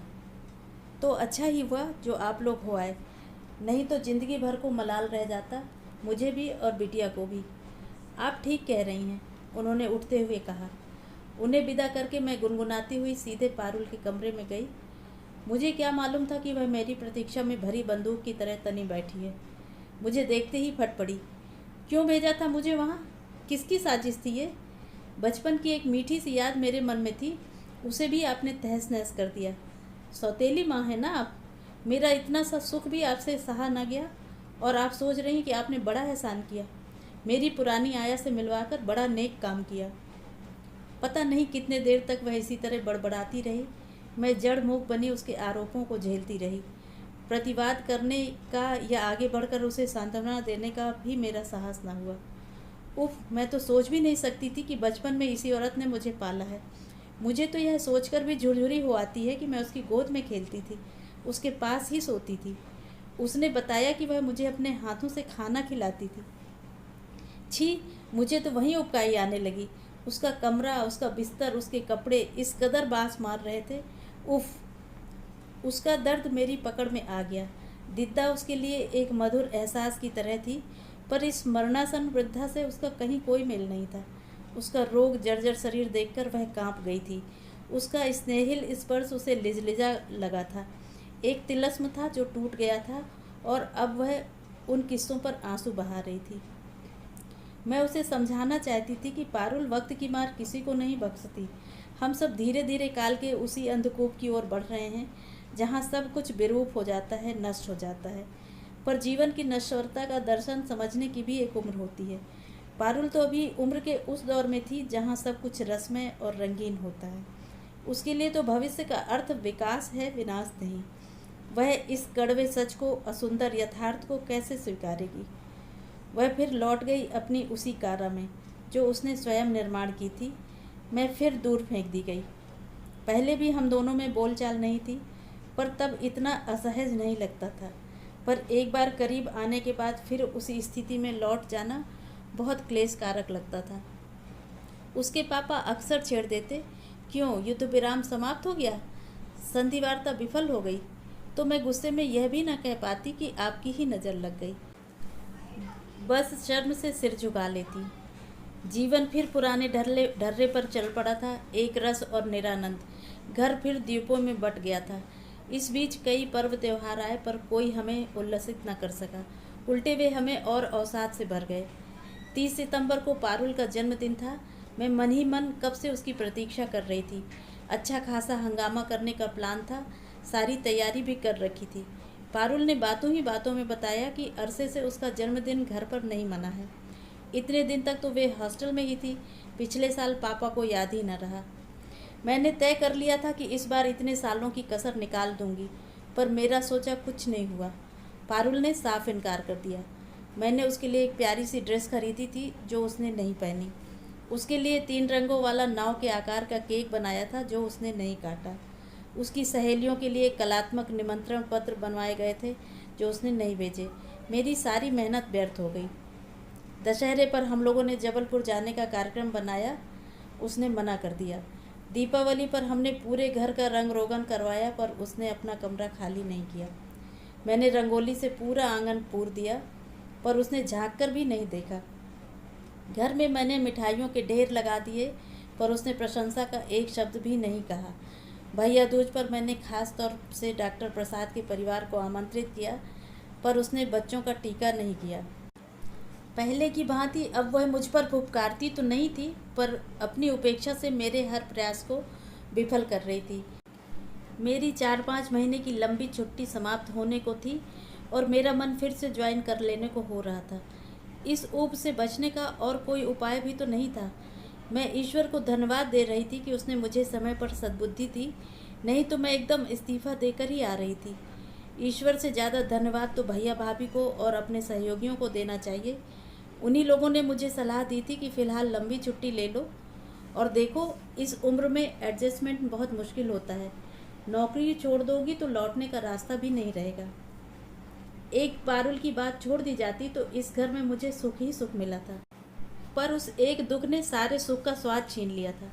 निश्चय और अनिश्चय के बीच झूलती हुई मैं एक दिन सचमुच इंदौर पहुंच जाती कि बीच में ही एक हादसा हो गया। उस दिन मैं रोज की तरह किचन में व्यस्त थी कि ये आए और गंभीर स्वर में बोले, प्रसाद का फ़ोन है तुम्हारे लिए। मैं चौंक पड़ी। मेरे लिए? धड़कते दिल से रिसीवर उठाया। हेलो भाभी, बुरी खबर है। क्या? मैंने कांपते स्वर में पूछा। पूजनी दिद्दा चल बसी। मैं स्तब्ध रह गई। भाभी, कुछ कहिए भी, क्या करना है? अब कहने को या करने को रहा ही क्या है? मेरा मतलब है, should be tell the kid? No, definitely not. She is just a kid, you know. अच्छा, अब आप इनसे बात कीजिए, मेरी कढ़ाई जल रही है।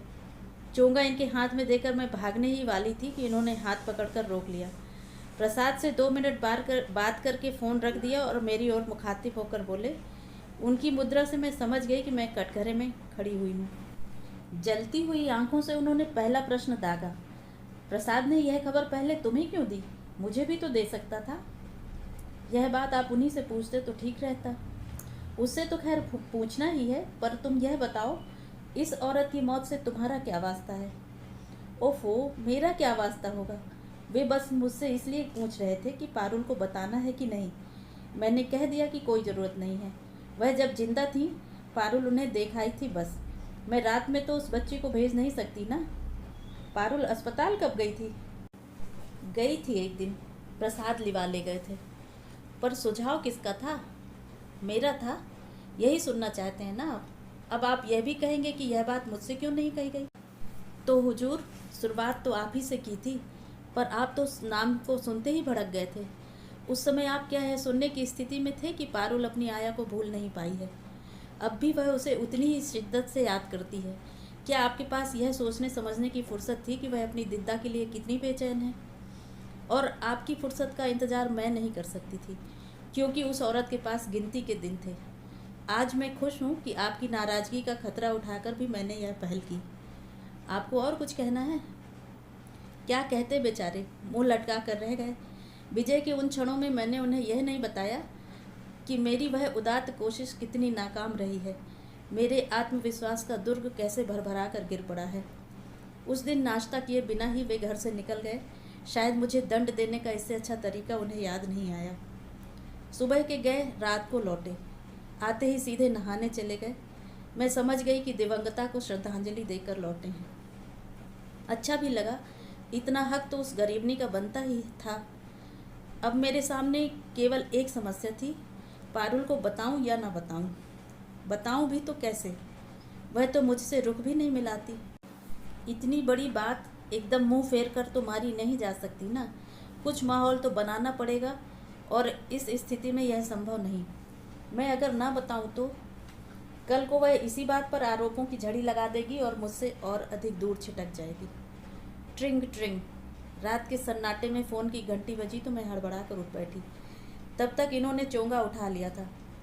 जब तक वे बात करते रहे, मैं बदहवास सी उन्हें देखती रही। रिलैक्स डार्लिंग, उन्होंने फ़ोन रखते हुए कहा। डॉक्टर के घर में जब तक फ़ोन की घंटी तो बजती ही रहती है। तुम्हें अब तक आदत नहीं हुई? धीरे धीरे ही तो होगी, मैंने झेंपते हुए कहा। दरअसल सुबह सुबह फ़ोन पर वह खबर सुनी है ना, तब से दिमाग खराब हो गया है। फिर कुछ रुक कर पूछा, आप वहाँ गए थे ना? हाँ, जाना तो था ही, गया भी, और कफन दफन का, मेरा मतलब है अंतिम संस्कार का सारा इंतजाम किया। क्यों, उनके परिवार वाले नहीं आए थे? आए थे, पर सबके साथ हाथ हिलाते हुए चले आए थे। बॉडी कोई गांव भी ले जाना नहीं चाहता था, फिर यहीं सब करना पड़ा। चलिए, अच्छा ही हुआ। इसी घर से दाना पानी बंधा था उनका, आखिर तक निभ गया, यही खुशी है। और फिर कुछ क्षण रुककर बड़े साहस के साथ मैंने कहा, सुनिए, मुझे उनके बारे में कुछ बताएंगे? इस बार उन्होंने आंखें नहीं तरेरी और ना ही गुर्राए, बल्कि शांत स्वर में बोले, क्या जानना चाहती हो? यही कि वह कौन थी, कहाँ से आई थी, इस घर में उनका वजूद क्या था। ऐसा कोई लंबा चौड़ा इतिहास नहीं है। रमा के भतीजों की आया थी, रमा की बीमारी में यहाँ आई थी। खासियत बस यही थी कि जब तक मेरे ससुर जीवित रहे, उसकी तनख्वाह उस घर से ही आती रही। ऐसा क्यों? इसलिए कि उस समय फुल टाइम आया रखने की मेरी हैसियत नहीं थी। हम लोग यानी मैं और अम्मा उसके लिए इतने उत्सुक नहीं थे, किसी तरह एडजस्ट कर ही रहे थे। पर रमा असुविधाओं में जीने की आदी नहीं थी, इसीलिए उसके पिताजी को दया आ गई। पर उनकी यह दया, यह मेहरबानी हमें बहुत महंगी पड़ी। क्यों? अपने ही घर में हम जैसे किसी के आश्रित हो गए। उसकी उपस्थिति हमें एक हीन बोध से भर देती थी, वह भी हमें हिकारत से देखती थी। मेरा तो फिर भी थोड़ा लिहाज करती थी, पर अम्मा को उसने कभी मालकिन का दर्जा नहीं दिया। बेचारी अम्मा, वे तो नौकरानी की नौकरानी बन गई थी। वे दिद्दा के लिए चाय बनाती, नाश्ता देती, रोटियां सेकती। दिद्दा नाक भाव सिकोड़ कर खाती और अपने साहब को कोसती कि बेबी को उन्होंने किस कुएं में पटक दिया है। क्या वे लोग बहुत अमीर हैं? अमीर थे। रमा के डैडी की शेयरिंग प्रैक्टिस थी। बहुत कुशल सर्जन थे वे। अपनी उंगलियों के कमाल से उन्होंने वैभव का साम्राज्य खड़ा कर दिया था, लेकिन उस साम्राज्य का कोई योग्य उत्तराधिकारी उन्हें नहीं मिला। बेटा उनका डॉक्टर नहीं बन सका। शायद इसीलिए उन्होंने रमा के लिए मेरा चुनाव किया था। सोचा होगा यह गरीब घर का लड़का, बिना बाप का लड़का आसानी से काबू में आ जाएगा।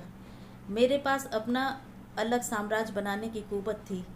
जो सोचा था वह मैंने करके भी दिखा दिया, पर देखने के लिए न रमा रही न उसके डैडी। उन्होंने तो बस मेरे संघर्ष का दौर ही देखा। उन्हें, मेरा मतलब पारुल की मम्मी को क्या हो गया था? दूसरी प्रेगनेंसी के दौरान छोटा सा एक्सीडेंट हो गया था। डॉक्टरों ने अबॉर्शन की सलाह दी, वह भी करवा लिया, पर पता नहीं क्या कॉम्प्लिकेशंस हो गए कि हालत बिगड़ती ही चली गई। कार में डालकर मुंबई भी ले गए थे, पर कुछ फ़ायदा नहीं हुआ। 15वें दिन उसके शव के साथ ही लौटना पड़ा। उन्हीं दिनों दिद्दा इस घर में आई थी। हम लोग तो उन दिनों रमा को लेकर परेशान थे। घर में बस अम्मा थी और वह थी, पर एक नफ़रत का बीज कब पड़ गया पता ही नहीं चला। एक खाई सी थी दोनों के बीच, जो बढ़ती ही चली गई। रमा जब तक रही तब तक तो सब कुछ दबा ढका रहा, पर उसकी मृत्यु के बाद दोनों का परस्पर तिरस्कार और घृणा जैसे मुखर हो गए। बहुत कठिन दिन थे वे। मैं रमा के वियोग से आहत था। प्रैक्टिस की कसमकश जारी थी और इधर घर पर जैसे जंग छिड़ी हुई थी। मैं परेशान हाल घर लौटता तो यहाँ अदालत शुरू हो जाती। मैं बच्ची का ढंग से पता भी नहीं कर पाता। इन्हीं दोनों की चिक चिक में मेरा दिमाग चट जाता। दोस्त, रिश्तेदार और साथी डॉक्टर रोज़ सलाह देते कि शादी कर लो, बच्ची बड़ी हो जाएगी तो फिर मुसीबत हो जाएगी, वह फिर आसानी से नई माँ को स्वीकार नहीं कर पाएगी। अम्मा भी इसरार करती, पर मेरी हिम्मत ही न पड़ती थी। घर में एक तीसरा मोर्चा खोलने की मेरी ताकत नहीं थी। 5 साल तक घर में यह नाटक चलता रहा और हम माँ बेटे बच्ची को बर्बाद होते देखते रहे। अत्यधिक लाड़ प्यार ने उसे जिद्दी और बिगड़ैल बना दिया था। उसमें गलत संस्कार पड़ रहे थे। वह दादी को तो किसी गिनती में ही नहीं लाती थी, बस थोड़ा बहुत मुझसे डरती थी। उसे डराना मुझे अच्छा नहीं लगता, पर सोचता कि किसी का तो खौफ हो, नहीं तो लड़की हाथ से निकल जाएगी। फिर धीरे धीरे सब कुछ मेरी सहन शक्ति के बाहर होता चला गया। मैं समझ गया कि इस घर में इन 2 औरतों का साथ रहना मुश्किल है। किसी एक को तो जाना ही पड़ेगा, और जाहिर था कि मैं अपनी माँ को तो कहीं भेज ही नहीं सकता था। इसीलिए दिद्दा को बाहर निकाल दिया। नहीं, इतनी बेदर्दी से नहीं निकाला, पर यूँ कहो कि इत्तेफाक से मुझे एक कारण मिल गया। उन दिनों दिद्दा बहुत खांसने लगी थी। अम्मा ने कई बार बताया कि उसकी खांसी के मारे वे रात भर सो नहीं पाती, पर मैं इसे भी शिकायत का एक पैंतरा समझकर टाल गया था। पर ज़्यादा दिन तक अम्मा को अनसुना न कर सका। मुझे भी दिद्दा की खांसी सुनाई देने लगी। उस समय तो हम छोटे से घर में थे, तब आज जैसा बड़ा बंगला नहीं था। खांसने की आवाज़ कहाँ तक छिपती। मेहरी ने एक बार दिद्दा को खून थूकते हुए भी देखा, जिसे वह पान की पीक बताती रहीं। फिर मुझे चिंता हुई। बड़ी मुश्किलों से निक्की का वास्ता देकर उसे डॉक्टरी जांच के लिए राजी किया। इन्वेस्टिगेशन के बाद मेरा शक सच निकला, उसे टीबी हो गई थी। लेकिन टीबी तो अब कोई लाइलाज बीमारी नहीं है, मैंने जैसे उन पर आरोप लगाते हुए कहा। लेकिन बीमारी तो है और इलाज भी करना पड़ता है। एक बार पता चल जाने के बाद क्या उसे घर में निक्की के पास रखा जा सकता था? मैंने उसे यहाँ टीबी अस्पताल में भर्ती करवा दिया। 2-2.5 साल बाद वह ठीक भी हो गई, पर मैं उसे वापस घर नहीं लाया, उसके गांव ही भेज दिया। पर वह जहाँ कहीं भी रही, मैं उसे बराबर पैसे भेजता रहा। आज उसकी अंतिम किस्त भी मैंने दे दी। इतनी देर से मैं पेट के बल लेटकर कोहनियों पर सिर टिकाए उनकी बातें सुन रही थी। दिद्दा की कहानी का पटाक्षेप होते ही मैंने एक निश्वास भरा और करवट बदलकर लेट गई। मन बेहद उदास हो आया था, परंतु इस समय जिस अनजान अनदेखी वृद्धा के प्रति मन में करुणा उमड़ रही थी, वह दिद्दा नहीं, पारुल की दादी थी।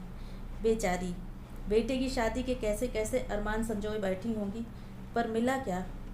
दुख, निराशा और अपमान। रजनी जी, उसके बाद की कहानी नहीं सुनोगी? मैंने एकदम पलट कर उन्हें देखा। उसके बाद की मतलब? यह तो निक्की की आया की कहानी थी। निक्की की कहानी भी तो सुनो। वह मुझे मालूम है, मैंने उलाहने के स्वर में कहा। दिद्दा चली गई तो उसे मामा के यहाँ भेज दिया। वहाँ मामी की पैनी जबान ने उसका जीना मुश्किल कर दिया। वहाँ से लौटी तो करकश बुआ के पल्ले पड़ गई। फिर उनसे भी नहीं संभली तो हॉस्टल में पटक दिया। यही ना? तुमने तो 4 लाइनों में सारा इतिहास समेट कर रख दिया। पर जानती हो, इसे जीने के लिए मुझे 8 लंबे साल लग गए। और मैं उतना दुष्ट भी नहीं हूँ जितना तुम मुझे साबित करना चाहती हो। मैंने अपनी ओर से तो कुछ नहीं कहा। पारुल से जितना सुना था वही बता दिया। अब आप बताइए। यह हुई ना बात। जज को चाहिए कि पहले दोनों पक्षों को सुन ले, फिर फैसला करे। प्रोसीड, मैंने नाटकीय अंदाज में कहा। योर ऑनर, यह सच है कि दिद्दा की बीमारी के बाद मैंने निक्की को मामा के यहाँ भेज दिया था। उस घर में उसका हमेशा स्वागत ही हुआ। रमा की मृत्यु के बाद तो उन्होंने बार बार कहलाया था, पर बच्ची के बिछोह की कल्पना से ही मैं घबरा जाता था, इसीलिए भेज नहीं सका। जब मजबूरी में भेजने की नौबत आई, उस समय मेरे ससुर जी गुजर चुके थे। दुर्भाग्य से मेरी सास भी खाट से लग गई थी। घर में आमदनी तो शून्य हो गई थी और निक्की के मामा बिजनेस के नए नए प्रयोगों में बाप की कमाई फूंक रहे थे। निक्की की मामी यूँ तो बड़ी अच्छी थी बेचारी, पर परिस्थितियों ने उन्हें परेशान कर दिया था। छोटे छोटे 3 बच्चे, घर में अपंग और बीमार सास, गिरती हुई माली हालत, दिमाग खराब करने के लिए यही बहुत था। उसमें पहुंच गई वह जिद्दी और बिगड़ैल लड़की। साल भर घर में जैसे कोहराम मचा रहा था। हार कर बेचारे उसे वापस छोड़ गए। भाभी आंख में आंसू भर कर कहती रहीं, लाला, लड़कों का साथ है मेरा, पराई लड़की की जिम्मेदारी लेने से जी घबराता है। लड़की उस दिन से सचमुच ही पराई हो गई। निक्की ने फिर कभी इधर का रुख नहीं किया। अम्मा जैसे तैसे घर संभाल रही थीं, पर निक्की उनके बस की नहीं थी। इसीलिए मैंने दीदी से चिरौरी की और वे तुरंत चली आईं। साथ में जीजा जी भी थे।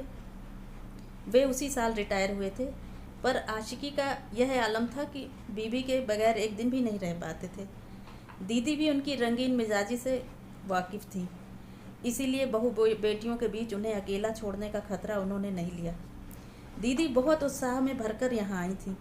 वे बहुओं को जता देना चाहती थीं कि दुनिया में उनकी कद्र करने वाले, उन्हें चाहने वाले भी हैं। उन्होंने मुझे आश्वस्त किया कि वे लड़की को 2 दिन में ठीक कर देंगी, और वे एकदम रिंग मास्टर की तर्ज पर शुरू हो गईं। उनकी सख्ती देखकर तो अम्मा भी सिहर गई थी, पर बच्ची के कल्याण की कल्पना करके चुप रह गई थी। उन दिनों निक्की का जीवन एकदम घड़ी की सुइयों पर चलता था। समय पर सोना, जागना, रोज नहाना, दोनों वक्त कंघी करना, ब्रश करना, समय से स्कूल जाना, नियमित होमवर्क करना, दोनों वक्त ट्यूशन पढ़ना, इत्यादि इत्यादि। लड़की जैसे बुआ के हाथों की कठपुतली बन गई थी। दीदी बहुत मेहनत कर रही थी, पर उनमें ममता की आँच नहीं थी, स्नेह का स्पर्श नहीं था।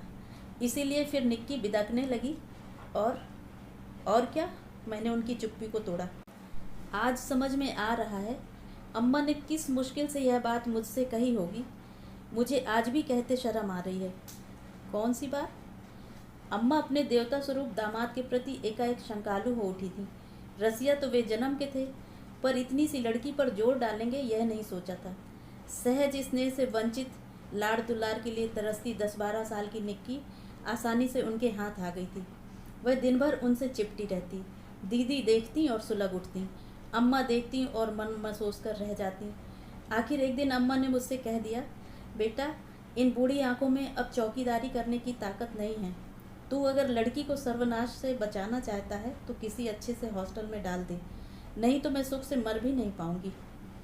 अम्मा ने जीवन भर इतना सहा था कि मैं उनके दुखों का बोझ और बढ़ाना नहीं चाहता था। इसीलिए वही किया जो अम्मा ने चाहा था। बच्ची के कल्याण का दूसरा कोई रास्ता भी नहीं था, पर पता नहीं कहाँ क्या गलत हो गया। जिसके लिए सारी उठक पटक करता रहा, वही मुझसे रूठ गई। मैं तरस कर रह जाता हूँ, पर वह मुझसे बात नहीं करती। करती भी है तो उसकी जबान पर जैसे कांटे उगाते हैं। लहू लुहान कर देती है वह मुझे। उसकी आंखों में झांकती घृणा मुझे अपनी ही नज़र में छोटा बना देती है। मैं उसे, इससे आगे वे बोल नहीं पाए। पुरुष थे, शायद इसी से जब्त कर सके, नहीं तो फपक कर रो ही पड़ते। मुझे अपने ही ऊपर शर्म हुई। हमेशा पारुल के लिए ही सोचती रही मैं। मेरी बगल में लेटा हुआ यह व्यक्ति, यह भी तो बिल्कुल अकेला है। इसे भी तो अपनों ने ही छला है। किसी ने स्नेह का, संवेदना का स्पर्श नहीं दिया, केवल समस्याएं ही दी हैं। आपकी भूल क्या थी बताऊं? मैंने उनके बालों में उंगलियां फेरते हुए कहा। जिसके लिए आपने इतनी उठक पटक की, उसके मन में झांकने की, वहाँ लिखी इबारत पढ़ने की आपने कभी कोशिश नहीं की। परिस्थितियों पर आपका वश नहीं था, मंजूर है, पर उनकी व्याख्या तो की जा सकती थी। अपनी मजबूरियां तो समझाई जा सकती थी। आपने सोचा होगा छोटी सी बच्ची है, क्या समझेगी। यहीं आप चूक गए। बच्चे बहुत समझदार होते हैं। शत्रु मित्र की पहचान वे फौरन कर लेते हैं। उनके संवेदनशील मस्तिष्क पर हर बात जल्दी और गहरा असर डालती है। इसीलिए उनके राग द्वेष भी स्थायी होते हैं। मेरे पास उस समय इतना सोचने समझने की फुर्सत ही कहाँ थी। मैं तो अपने अस्तित्व की लड़ाई लड़ने में व्यस्त था। इसीलिए तो यह मोर्चा हार गए। मैंने उस गंभीर प्रसंग को हल्के फुल्के ढंग से समाप्त कर दिया, ताकि वातावरण का तनाव कुछ तो कम हो। और वह हुआ भी। थोड़ी ही देर में इनकी नाक बजने लगी, लेकिन मैं सुबह तक आंख नहीं झपका सकी। मैं कमरे में बैठकर बुनाई कर रही थी कि वह दंदनाती हुई सामने आकर खड़ी हो गई। मुझे बुलाया था? हाँ, तुम्हारे मामा के यहाँ से मनी आर्डर आया है, और राहुल की चिट्ठी भी। चिट्ठी? किस खुशी में? दरअसल हुआ यह कि राखी पर तो मैं चूक गई, पर मैंने तुम्हारे मामा जी को भाई दूज का टीका जरूर भेज दिया था। उसी पत्र में बच्चों के नाम तुम्हारा टीका भी भेज दिया था। उसी का जवाब आया है। तुम्हारे मामा जी ने भी बड़ा सुंदर पत्र लिखा है। आप मेरे लिए रिश्तेदार क्यों जुटाती फिर रही हैं? मैंने आपको उसी दिन कह दिया था कि मुझे कोई इंटरेस्ट नहीं है। उस दिन की बात और थी पारुल। वे प्रसाद अंकल के बच्चे थे। उसे तुम रिश्ता जोड़ना कह सकती हो, पर ये तो तुम्हारे अपने भाई हैं, तुम्हारे मामा के लड़के। नहीं, ना तुम मेरा कोई मामा है ना भाई। आप ये चिट्ठी और रुपए अपने पास ही रखिए। कम ऑन पारुल, इतना गुस्सा नहीं करते। अच्छा, 5 मिनट बैठो तो जरा मेरे पास, मुझे तुमसे कुछ बात करनी है। इस तरह तनकर खड़ी हो जाती हो तो मुझे टेंशन हो जाती है। अनिच्छा से ही सही, वह पलंग की पाटी पर बैठ गई, जैसे किसी भी क्षण उठकर चली जाएगी। अच्छा यह बताओ, तुम्हारा यह गुस्सा असल में किस पर है? मुझ पर या अपने भाइयों पर? अगर भाइयों पर है तो उन्हें माफ़ कर दो। अरे बचपन में तो सभी भाई बहन लड़ते झगड़ते हैं, सगे हों तब तो और भी ज़्यादा।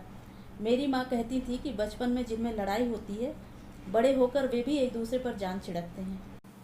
तो बेटे, बचपन की बातें इतने दिनों तक थोड़े ही याद रखते हैं, सब भूल जाते हैं। देखो, तुम्हारे भाई भी भूल गए हैं, तुम भी उन्हें माफ़ कर दो। और अगर तुम मुझसे नाराज़ हो पारुल, तो विश्वास करो, मैंने जानबूझकर तुम्हें चोट नहीं पहुंचाई। मेरा इरादा तुम्हारा जी दुखाने का नहीं था। दरअसल मैं सांस लेने के लिए एक रुकी तो एक बात बिजली की तरह मेरे मन में कौंध गई। मैं तुम्हें उस जगह कभी न भेजती पारुल, पर मुझे उस मरणासन औरत की इच्छा का मान रखना पड़ा। फांसी पर चढ़ने वालों की भी अंतिम इच्छा पूछी जाती है, उसका सम्मान किया जाता है। फिर ये तो तुम्हारी दिद्दा थी। आप कहना क्या चाहती हैं? यही कि दिद्दा ने एक बार तुम्हें देखना चाहा था। तुम उन्हें कितना याद करती हो, उससे कहीं ज़्यादा वे तुम्हें याद करती थी। तुम्हारे पास तो फिर भी एक दुनिया थी, स्कूल की, कॉलेज की, पुस्तकों की, सिनेमा की, सहेलियों की, लेकिन उनके पास तुम्हारी यादों के सिवा क्या था? इसलिए उनकी इच्छा का मान तो रखना ही था। इतना हक तो उनका बनता ही था। उनके प्यार का कर्ज था तुम पर, उसे तो चुकाना ही था। सबको अपने हिस्से का कर्ज खुद ही उतारना पड़ता है। तुम्हें पाल पोस कर दिद्दा ने इस घर पर जो उपकार किया है, पापर बराबर उसका हिसाब चुकाते रहे हैं। अंतिम संस्कार तक उन्होंने अपना यह कौल निभाया है। अंतिम संस्कार? किसका? यही कहने के लिए तो मैंने तुम्हें यहाँ बुलाया था। चिट्ठी तो कोई भी तुम्हारे कमरे में दे आता, पर यह खबर तो मुझे ही देनी थी ना। पारुल, दिद्दा नहीं रही। उसका सिहरना मैंने साफ देख लिया। अच्छा हुआ जो तुम लोग उस दिन अस्पताल हुआ है, तुम्हें देखने की बड़ी साध थी उन्हें। नहीं जाती तो मन में पछतावा रह जाता। वह पलंग की पाटी पर बैठी थी, धीरे से मेरे पास सरक कर आई। मम्मी, मुझे क्या फिर वहाँ जाना पड़ेगा? मैंने देखा उसके होंठ काँप रहे थे और चेहरे पर भय पुता हुआ था। मृत्यु से साक्षात्कार करने का हौसला कितनों के पास होता है। फिर यह तो लाख दिलेर ही सही, थी तो एक नन्ही सी लड़की ही। उसके बदहवास चेहरे को देखकर मुझे प्यार हुआ है। उसका चेहरा अपनी हथेलियों पे थामकर मैंने कहा, नहीं बेटे, तुम वहाँ क्यों जाओगी? प्रसाद अंकल ने कल पूछा भी था, पर मैंने साफ मना कर दिया। कहीं बच्चे भी ऐसी जगह जाते हैं? थैंक यू मम्मी, उसने कहा और धीरे से अपने को छुड़ा लिया। थोड़ी देर तक दीवार की ओर ताकते हुए चुपचाप बैठी रही। फिर सहमी सी आवाज़ में बोली, उस दिन उन्हें अस्पताल में देखकर मेरा मन कैसा तो हो गया था। वे बाहों में भरकर मुझे प्यार कर रही थी और मैं भागने के लिए छटपटा रही थी। वे मेरी बलाएं ले रही थी और मैं मन ही मन उन्हें कोस रही थी। उन्हें यह सब पता तो नहीं चला होगा ना? उसका स्वर इतना करुण था कि सांत्वना देना जरूरी हो गया। उसकी पीठ पर हाथ फेरते हुए मैंने कहा, नहीं बेटे, उन्हें कुछ पता नहीं चला होगा, क्योंकि जो प्यार करते हैं वे आंख मूंद कर प्यार करते हैं। अपनों की गलतियां देखने वाली नज़र ही उनके पास नहीं होती। सच मम्मी, उसने कहा और मेरी गोद में दुबक गई।